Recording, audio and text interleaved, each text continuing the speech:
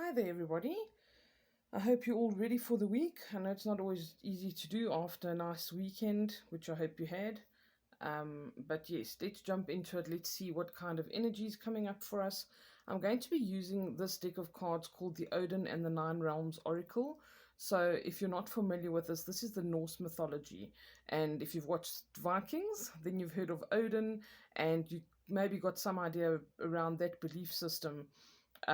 So this is what we're going to be using today. So we might get a rune that comes up, we might get one of the nine realms, we might get one of the Norse gods that comes up with some kind of guidance, but we're going to see. I'm just going to ask for one card for the energy of the week, and then I'm going to ask a little bit more from the Crow Tarot here. Okay, so let's see what we come up with.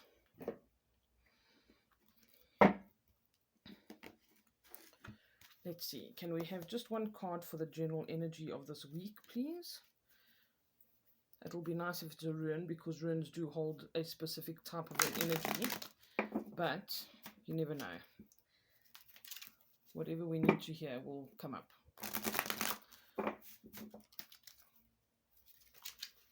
I hope this is not going to give me too much trouble with zooming in and zooming out. Let's see. Okay, one card please for the energy for the week ahead. There we go. Vanaheimer. All right, I'm going to read from this particular deck of cards because it is so specific. So I could tell you a little bit about it, but this has got a whole different spin on things, okay? The way that they've actually done this deck of cards is very interesting. So this is one of the nine realms, okay? And this is where the Vanir live. So they are one of the levels, I suppose you could call, of the gods where the higher gods kind of reign, all right? Some of them are Odin's wife, Freya, and that's why you see quite a few women here. They often have a lot of women who are there to kind of help heal, all of these kind of attributes. All right, let's see what the book says here. So, Vanaheimer, home of the Vanir, which represents fertility. Vanaheimer is one of the nine realms and situated west of Asgard. Asgard is where the gods are, okay. It is home to the tribe known as the Vanir, led by Freya, Freyr, and Njord. The Vanir live in the wild, untamed world that has no boundaries. Vanaheimer is a place of beauty and thought to be the counterpart to Asgard. This lush, abundant landscape has fields of flowers, crops, trees, and water filled with life. The Vanir represent fertility. In drawing this card, you are receiving a special gift of creativity. It may entail new offspring or an idea that will blossom or create prosperity. Both in the physical and the spiritual sense, you are blessed with fertility. It is time to sow the seeds and watch your crops grow.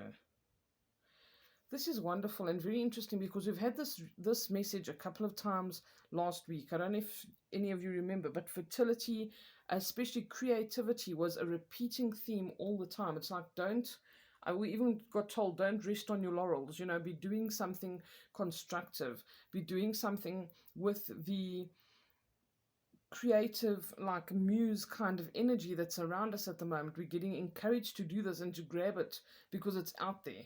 All right, it's like it's just waiting for you to tap into it and to come up with an idea or take your first step in your business or however you want to bring this fertility into your life. But it definitely focuses on creativity. Creativity has been repeated so many times.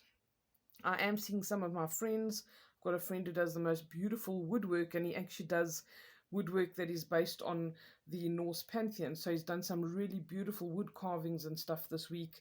That's what we're doing, that's what we're tapping into. He's doing this to begin his business, and he does absolutely amazing work. So that's the kind of thing we need to be tapping into. What can we do to take ourselves to the next level, to take our business to the next level, to take our family life or some creative project that we've got to the next level? If we're doing something and we're feeling like we're stagnating somehow, what do we need to do? Maybe that is exactly what I need to ask, okay? So this is being repeated. Often things are repeated when we are not listening to them or when we haven't really taken action with them. So I think that what I would like to do is perhaps ask what we need to do in order to get there. Let's see what comes up.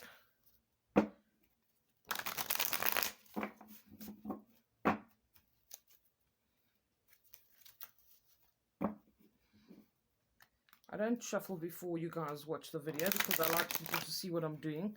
I don't want you to think I just picked some cards for you and, you know, gave you some pre-recorded stuff. Okay, what do we need to do? Can we have 3 action cards for the week ahead, please? Sorry if it's a bit loud. Okay, all right. The Hanged Man is saying we have a complete change in our perspective. He literally hangs upside down so you can see things differently. So if I hang you upside down in your room, what would you see? You'd see everything from the other side. All right, so this is about a change in maybe your attitude, your perspective, maybe your way of life in general. Maybe you can do something completely different to what you have been doing. And you are not really trusting that you could do this or embark on this new adventure without it failing. Okay, this is a strong sign that spirit is present. They are going to support you. This is to a large extent saying, don't worry about these things. Let go and let God. You know that's saying. So sometimes this means that you are actually not in control of it. So you might find yourself in a situation where you are maybe being offered something and you're not sure if you can actually take it or you will be able to finish the project or whatever the case is. Trust. All right. Very important. Let's see what else. What else do we need to do this week to take advantage of this, please? It's a very powerful card. It's a major arcana, so, and it does show that spirit is at play here. Okay. I don't usually take them if they pop out in bunches of 3 like that, but I feel like I need to take these cards. Okay, Judgment. This is about resurrection. This is about a rebirth. Maybe it's an old project that you need to rekindle. Maybe it's you've been working on something and it's been lying there in the shed for months and months, and all you need to do is pick it up again and breathe life into it. Maybe it's something that you've been putting off, an idea you've been putting off for a while that you now have to take forward. This is also very much about communicate, put it out there. All right, so maybe you've been sitting with something that you've created and you're too scared to put it out there, or you haven't taken the steps to publish your book or, launch your website or start your online shop, whatever. This is saying it's time to do so. All right, this is about a rebirth, a resurrection. It's about expansion and possibilities and newness. So literally it's like raising the dead, okay, and it's possible. It's a very positive card. They both look pretty negative, but they're really not. The 5 of Cups. This is about worrying about stuff from the past, okay, crying over spilt milk, so to speak. So he's looking at the 3 cups that have spilt, but he's not focusing on the 2 that have not. And he's not seeing this path that opens up behind him. All right, he's focusing on negative things. He's crying about something that's happened. Maybe you've tried to open a business 2, 3, 4 times and it hasn't been successful. That does not mean that it cannot be successful. This often shows some kind of a partnership, and I do get the sense very much because of this card that there are people that can help you, all right? When I see the 3 of Pentacles, 3 of Pentacles talks about having people from different walks of life, maybe different skill sets, different mindsets when it comes to a specific project or whatever you're working on. But these people, if they work together, can achieve something. Okay, definitely shows that there's something with 2, 3 or more people involved, so group activities, and it's about an appreciation for people having different personalities, different skill sets, different things that they can bring to the table.